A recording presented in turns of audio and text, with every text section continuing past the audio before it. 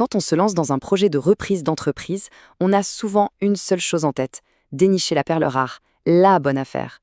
Mais si je vous disais que la clé du succès, en fait, elle est beaucoup plus proche de nous. Si la toute première étape, celle qu'on a tendance à zapper, était la plus décisive. Allez, c'est parti, on décortique ça ensemble. Voilà, tout est dit, ou presque. Cette phrase, elle va être notre fil rouge. Ça peut paraître un peu à contre-courant, non?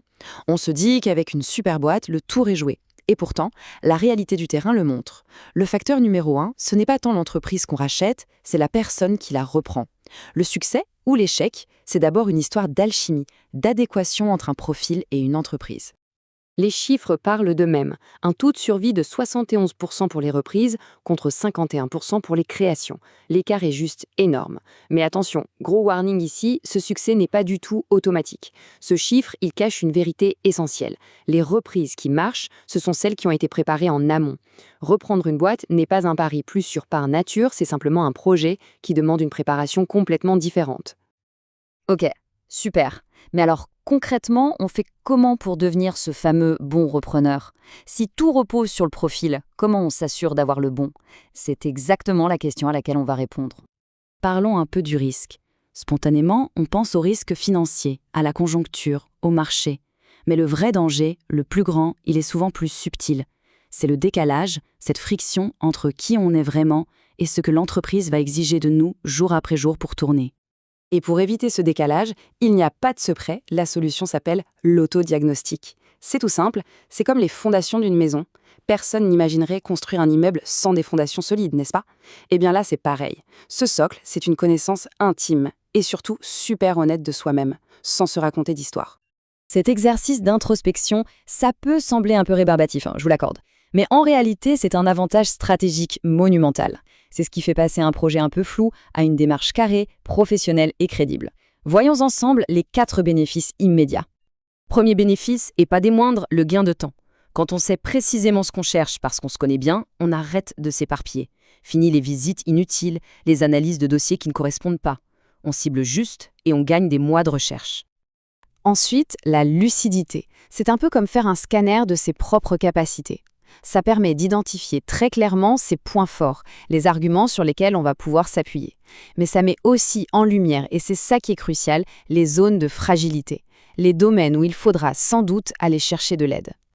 Un repreneur qui se connaît, qui arrive à expliquer pourquoi il est là, quels sont ses atouts, mais aussi ses limites. Ça inspire immédiatement confiance. Face à un vendeur, un banquier, des partenaires, c'est un gage de sérieux incroyable. Il ne cherche pas un super-héros, il cherche quelqu'un qui a les pieds sur terre. Et finalement, tout ça mène à la cohérence. Se connaître, c'est se donner les moyens de construire un projet qui nous ressemble, qui est aligné avec nos valeurs, nos envies, nos capacités. C'est ça qui le rend authentique et donc bien plus solide sur le long terme. Bon, c'est bien beau tout ça, mais on s'y prend comment, concrètement? Cet autodiagnostic, il s'articule autour de 4 dimensions, 4 piliers. C'est une grille de lecture super efficace pour faire le point. Alors voilà la feuille de route. On va explorer ensemble ces 4 dimensions, les motivations, les compétences, les finances et le leadership. C'est parti! On commence par la base, le pourquoi. Pourquoi vouloir reprendre plutôt que de créer sa boîte de zéro? Reprendre, ça veut dire hériter. Hériter d'une histoire, d'une équipe, d'une culture. On ne part pas d'une page blanche. Donc si la motivation numéro 1, c'est la liberté totale, le contrôle absolu, la reprise risque de créer pas mal de frustration. Il faut que les objectifs personnels soient compatibles avec cette réalité. Passons aux compétences. Le mot-clé ici, c'est transférable. Avoir été un super manager dans un grand groupe, c'est bien, mais est-ce que ça se transfère à une PME? La vraie question, c'est est-ce qu'on a déjà eu les mains dans le cambouis? Piloter un budget, gérer une trésorerie, manager une petite équipe. L'objectif, c'est pas d'être un expert partout, loin de là. C'est de savoir où sont ses forces et ses faiblesses. Pour que ce soit plus clair, prenons 2 exemples un peu clichés. D'un côté, le profil purement commercial. Il sera super à l'aise sur le terrain avec les clients, mais il devra peut-être se faire aider sur la gestion financière. De l'autre côté, le profil financier. Lui, les chiffres, ça le connaît, mais il devra faire un effort sur l'humain, le management. Vous voyez l'idée? Il n'y a pas de profil parfait. La clé, c'est juste de se connaître pour savoir comment s'entourer. 3e dimension, et c'est le nerf de la guerre, les finances. Au-delà de la somme qu'on peut mettre sur la table, la vraie question est plus personnelle. C'est quoi notre rapport à l'endettement? Est-ce qu'on est à l'aise à l'idée d'avoir un gros crédit sur les épaules pendant des années? Et notre entourage, comment il vit cette prise de risque? C'est un point hyper important à clarifier dès le début. Voilà le chiffre à avoir en tête. En général, les banques vont demander un apport personnel qui se situe entre 20 et 30% du montant total de l'opération. Et ce n'est pas juste pour vous embêter. Pour elles, c'est la preuve tangible, la preuve par l'argent, que vous êtes engagé à 200% dans le projet. C'est un point non négociable. Et enfin, le leadership. Reprendre une boîte, c'est arriver dans une famille qui a déjà son histoire, ses codes, ses habitudes. On manage des gens qu'on n'a pas choisis. Le succès va dépendre de la capacité à écouter, à rassurer, à construire avec l'existant avant de vouloir tout révolutionner. C'est un leadership d'intégration, pas un leadership de rupture. Ok, on a analysé ces 4 dimensions. Et maintenant, on ne s'arrête surtout pas là. Le but du jeu, c'est de transformer toute cette introspection en une feuille de route hyper claire, un vrai plan d'action pour la recherche.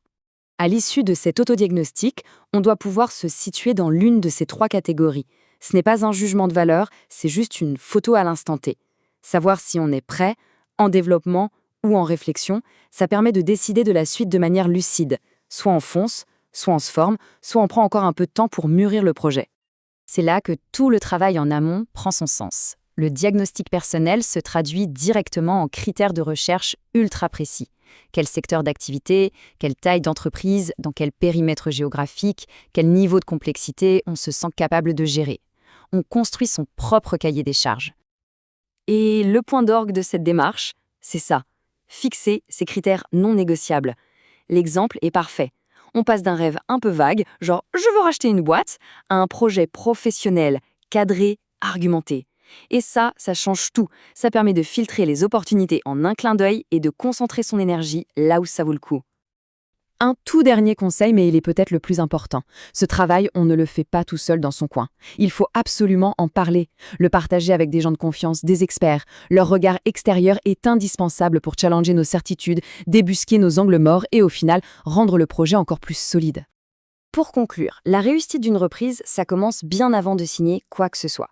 Ça commence par ce voyage intérieur, cette connaissance de soi qui va amener la clarté, la confiance et la crédibilité. Finalement, la bonne question, ce n'est plus seulement quelle entreprise est-ce que je veux acheter, mais bien quel type de repreneur suis-je et donc quelle entreprise me correspond vraiment. C'est peut-être par là qu'il faut commencer.